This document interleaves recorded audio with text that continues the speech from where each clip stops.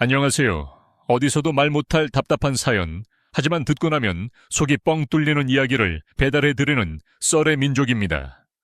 신우이의 결혼 자금을 마련하기 위해 딸의 대학 자금인 5천만 원을 내놓으라며 친정 부모님과 어린아이에게까지 폭언과 행패를 부린 시댁의 만행과 참다 못한 주인공이 신우이의 예비 시댁 식구들이 모인 자리에 직접 찾아가 그동안 수집한 폭언 녹취록과 학대 증거를 모두 폭로하여 신우이를 완벽하게 파혼시킨 이야기입니다.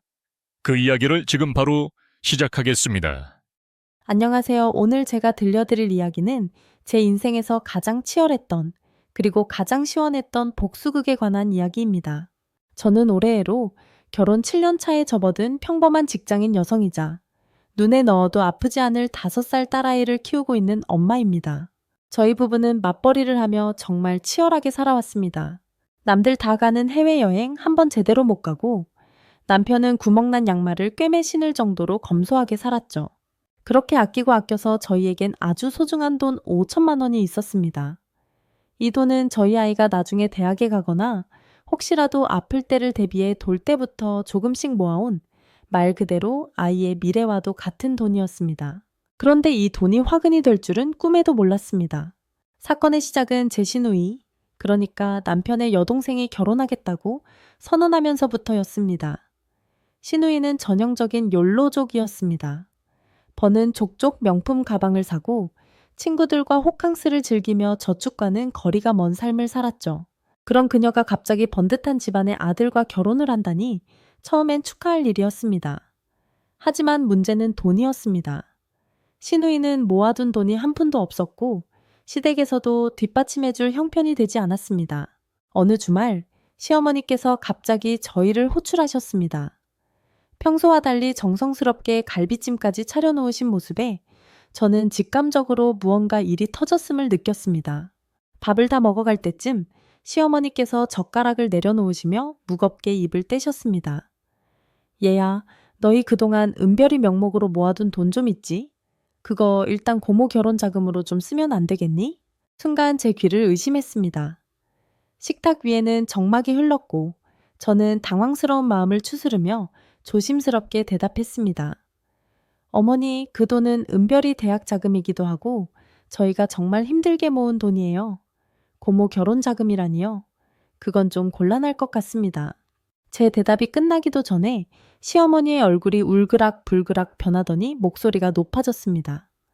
아니, 가족이 이 난리인데 너는 네 자식만 귀하니? 고모가 이번에 좋은 집안으로 시집가면 다 너희한테도 좋은 일 아니냐.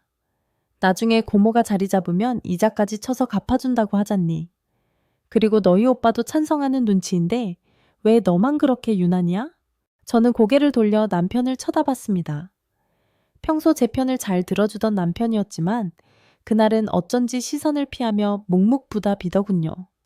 나중에 알게 된 사실이지만 시어머니가 미리 남편에게 온갖 감정 호소를 하며 압박을 넣었던 모양입니다.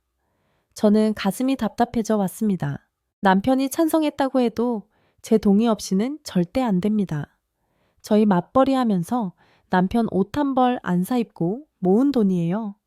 시누이 아가씨가 그동안 쓴 명품 가방만 팔아도 예단비는 나올 텐데 왜 그걸 저희 아이 미래를 담보로 해결하려고 하세요? 그날 이후로 지옥 같은 날들이 시작되었습니다.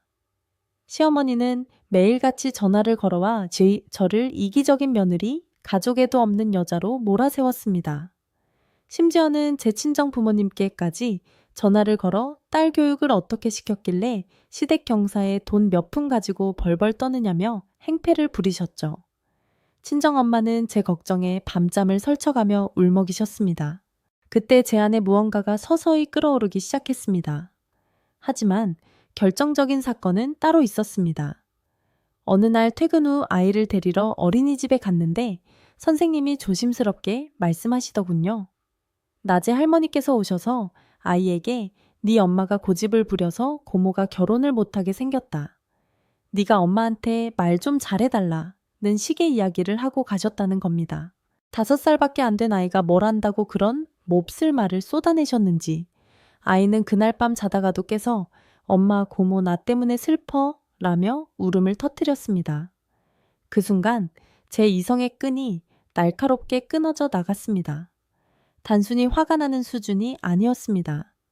눈앞이 아득해지며 심장이 요동쳤고 차가운 분노가 제 온몸의 신경을 지배했습니다.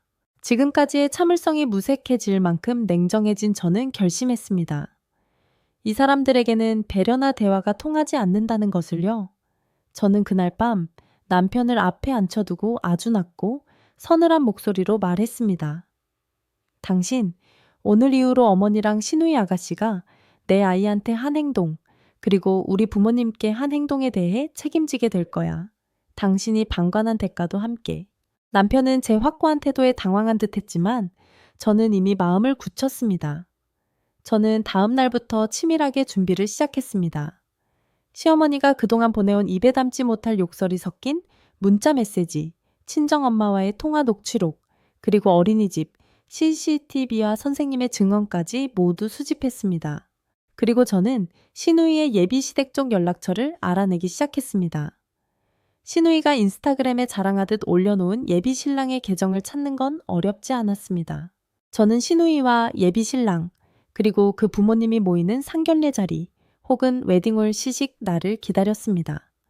마침 시누이가 단톡방에 언니, 이번 주말에 시댁 어른들이랑 예식장 시식 가니까 은별이 데리고 와서 인사나 해? 라며 뻔뻔하게 메시지를 보내오더군요. 돈을 안 준다고 난리를 칠 때는 언제고 남들 앞에서는 화목한 가족 코스프레를 하고 싶었던 모양입니다. 약속 당일 저는 아주 우아하고 정갈한 차림으로 예식장 뷔페 장소에 나타났습니다. 시누이는 제가 마음을 돌린 줄 알고 반갑게 맞이하더군요. 언니, 드디어 마음 바뀐 거야? 역시 언니밖에 없어. 저는 시누이의 손을 부드럽게 뿌리치며 생긋 웃었습니다. 그리고 시누이의 예비 시부모님 앞으로 다가가 정중하게 인사를 건넸습니다. 안녕하십니까? 저는 이번에 결혼하는 예비 신부에 옳게 되는 사람입니다. 오늘 드릴 말씀이 있어서 실례를 무릅쓰고 찾아왔습니다. 분위기가 싸해졌습니다.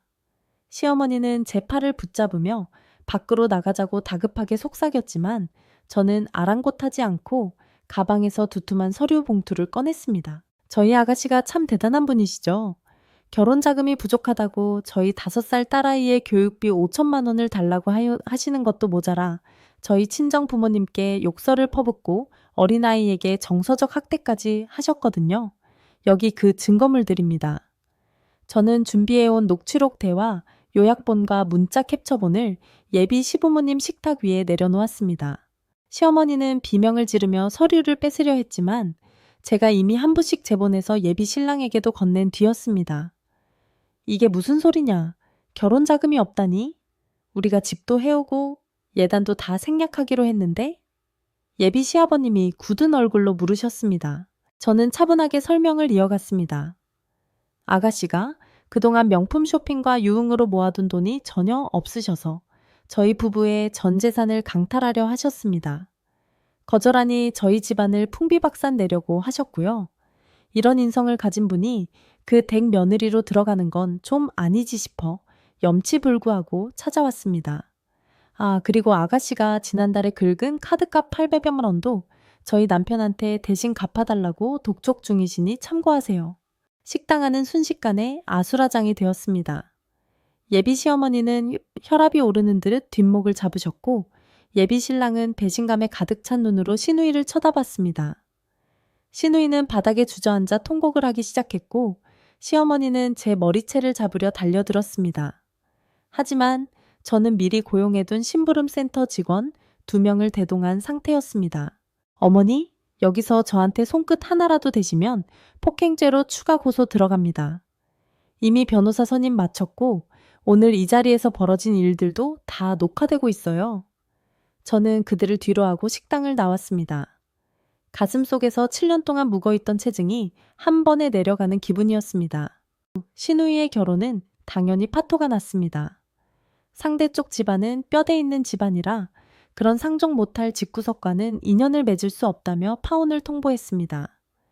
시누이는 예식장 위약금에 신혼여행 취소 수수료까지 물어내느라 그나마 갖고 있던 명품 가방들을 헐값에 팔아치워야 했습니다.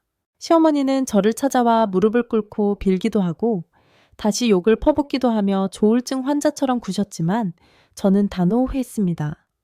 남편에게는 이혼 서류를 내밀었습니다. 당신이 방관한 덕분에 우리 아이가 상처받았어. 어머니와 여동생을 선택하든지 아니면 평생 참회하며 혼자 살든지 결정해. 하지만 은별이는 절대 못 봐. 남편은 그제야 눈물을 흘리며 사죄했습니다. 그는 시댁과 완전히 인연을 끊겠다는 각서를 썼고 실제로 시어머니의 연락처를 차단하고 이사까지 감행했습니다. 저희는 현재 시댁 식구 누구와도 연락하지 않습니다. 가끔 들려오는 소문에 의하면 시누이는 파혼당한 충격으로 직장도 그만두고 매일 술로 밤을 지새우며 시어머니는 그런 딸을 수발들며 매일같이 싸우느라 집안 골목까지 고함이 들린다고 하더군요. 저희 아이는 이제 다시 밝은 웃음을 되찾았습니다. 5천만 원은 안전하게 아이 명의의 통장에서 이자를 불려가고 있습니다. 저는 이번 일을 겪으며 깨달았습니다. 가족이라는 이름으로 모든 것을 용서할 필요는 없다는 것을요. 내 소중한 것을 지키기 위해서는 때로는 가장 잔인해질 필요도 있다는 사실을 말입니다. 만약 여러분 주변에도 가족이라는 가면을 쓰고 여러분의 영혼과 재산을 갉아먹는 사람들이 있다면 주저하지 마세요. 참는 것이 미덕인 시대는 지났습니다.